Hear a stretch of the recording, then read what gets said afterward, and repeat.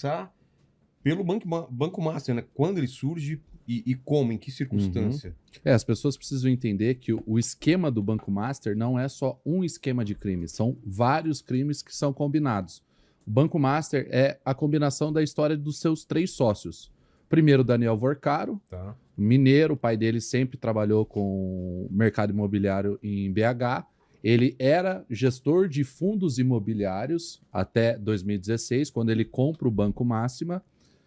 E, inclusive, foi objeto de investigação, até foi expedido um pedido de prisão contra ele em 2019, nunca cumprido, por fraudes nesses fundos. Só que, naquele momento, o Banco Máxima operava de um lado e o Daniel Vorcaro operava do outro lado do balcão, digamos assim.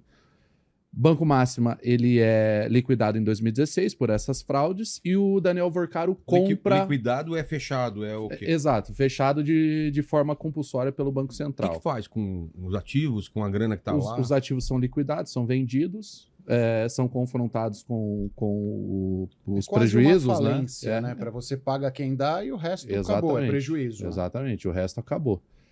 E 2016 ele troca de balcão, né? Então ele deixa de ser um operador de fundo imobiliário para ser o dono do banco, só que ele não tinha o capital necessário para abrir sozinho e ele vai atrás de sócios. Aí entra o segundo personagem desse assunto, que é Augusto Lima. Augusto Lima é um cara da Bahia, sempre foi vinculado ao cenário político da Bahia, e durante um dos governos do PT, eles colocam a EBAL, que é a Empresa Baiana de Alimentação, que era responsável pela Cesta do Povo, que é uma empresa pública de supermercados da Bahia, que era só para servidores públicos, né? Obviamente que ia dar errado. Eles tentam vender uma vez, tentam uma segunda, não conseguem. Posso adicionar um detalhe que poucas pessoas sabem disso aí? Por favor. A EBAL foi criada porque o ACM Avô, que era governador, ele briga com o dono do supermercado, aí ele cria um mercado estatal para vender barato e quebrar o mercado privado do cara que ele brigou. Nossa. Aí, quando assume o PT, sai o ACM, eles quebram tudo, viram uma massa falida lá, e aí o nosso França sabe melhor do que eu. No terceiro leilão, o que eles fazem? Eles adicionam o cartão de benefício à privatização. E aí aparece o Augusto Lima comprando por 15 milhões de reais. O que acontece? 2 semanas depois da aquisição de toda essa empresa, inclusive do cartão benefício, o governo da Bahia edita um decreto falando que o Credit Sexta, que é essa empresa do Augusto Lima, seria a única liberada para fazer empréstimos consignados através de cartão, né? Seja cartão de crédito ou seja cartão benefício, para os funcionários públicos da Bahia. Isso é um grande filão, por quê? Juro de cartão de crédito exorbitante, só que com garantia de recebimento. Se a pessoa não paga, o governo do estado vai pagar. Então há uma cobrança, né, de 30% consignado dentro do limite do salário das pessoas.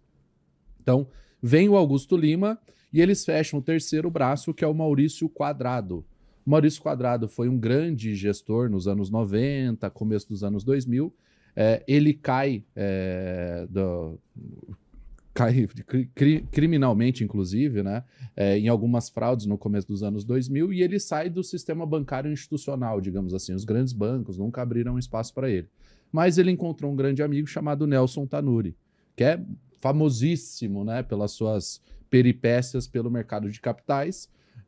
Inclusive, na quebra de sigilo do Vorcaro, uma das coisas que nós encontramos e que eu, Alexandre de Moraes, não estou vazando agora, a imprensa já vazou, então não me coloque no inquérito de vazamento, porque já abriram o inquérito para saber quem vazou as informações, não sou eu que estou vazando, já saiu na imprensa, eu tive acesso antes, mas não falei nada antes de sair na imprensa, que ele tem o Vorcaro manda uma foto pro Tanuri com um relógio de $1 milhão de reais. Medo, Kim? Não, assim, né, quem tem... né? Tem medo, né? Tá certo. E aí ele manda uma foto, né, com um relógio de $1 milhão de reais pro Tanuri falando, já tô usando o seu presente, né? Sim. Qual que é a grande questão? Dos 3, vamos lá, o Daniel Vorcaro, fraude em fundo imobiliário, todo tipo de fraude. Augusto Lima, fraude em empréstimo consignado. E Maurício Quadrado, fraude em mercado de capitais. Qual que é a grande questão aqui?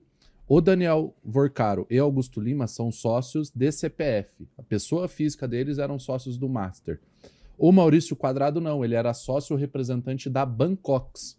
Quando você vai analisar a estrutura societária da Bancox, há um fundo, que é o único proprietário dessa empresa, e o único proprietário do fundo proprietário da parte é o Nelson Tanuri. Então, no final, o Maurício Quadrado não é um sócio de fato do Banco Master. Ele era ali o testa de ferro, né, do Nelson Tanuri dentro do banco, que corrobora até com as informações que foram repassadas pelo Kim agora.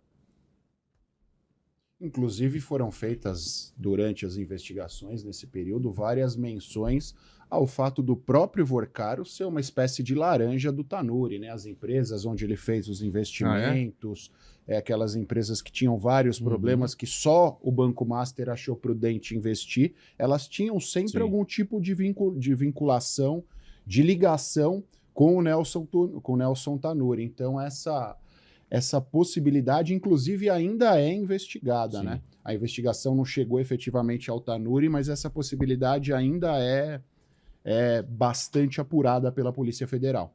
Tanto que o que se fala é que o Tanuri era o grande cérebro ali da operação. Exato. Porque o Vorcaro, você olha as mensagens que ele trocava, claramente não é uma pessoa, digamos, intelectualmente sofisticada, né? É uma pessoa com o sistema cognitivo prejudicado, né? Com dificuldades de escrever, né? Nas suas conversas com a sua própria amante, que, aliás, é muito bom que ele trai a esposa dele. Você tá falando que é bom ter amante? Não, como assim? Não falei nada disso. Inclusive, nas conversas com a amante, que é muito bom. Não, é assim que você falou. Todo mundo viu isso. Ele valorizando o fato de o cara ter uma amante. Você não deixou eu terminar a frase? É óbvio que eu não deixei. É muito bom que tá. ele foi enganado pela própria amante. Por Porque quê? ele ficava trocando mensagem enquanto ainda era casado ele era casado com a Fabiola e ele trocava mensagem com essa Marta Graeff, né? Que essa... É a Alan TI? Essa modelo... Não, a Alan Essa TI é é a outra. outra. É a Monique Fradique. É muita confusão. É E aí, muito amor. Não, porque na lista de transmissão dele, né, no famoso Bom Dia, Coraçãozinho, Solzinho, né, tinha várias mulheres. E aí ele fica conversando com essa amante e tal, separa da mulher, né, pede a amante em noivado, né, faz uma festa bem cafona ali também.